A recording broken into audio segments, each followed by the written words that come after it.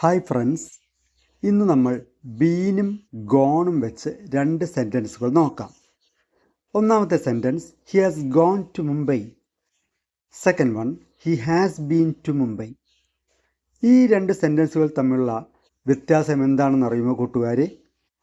ആദ്യത്തെ സെൻറ്റൻസിൽ he has gone to Mumbai, അവൻ മുംബൈയിലേക്ക് പോയിട്ടുണ്ട്, പോയി. ഇപ്പോൾ ഇവിടെ ഇല്ല, പറയുന്ന സമയത്ത് ഇവിടെ ഇല്ല. എന്നാൽ he has been to Mumbai എന്ന് പറയുമ്പോൾ അവൻ പോയി തിരിച്ചു വന്നു, അവൻ മുംബൈയിലേക്ക് പോയി തിരിച്ചു വന്നു, ഇപ്പോൾ ഇവിടെ ഉണ്ട്. He went there and came back. ഈ രണ്ട് സെൻറ്റൻസുകൾ ധാരാളം കൺഫ്യൂഷന് ഇടവരുത്തുന്നുണ്ട്. തിരിച്ചറിയാൻ ഒരേ ഒരു മാർഗം, ബീൻ ആണെങ്കിൽ പോയി തിരിച്ചു വന്നു, ഇവിടെയുണ്ട്.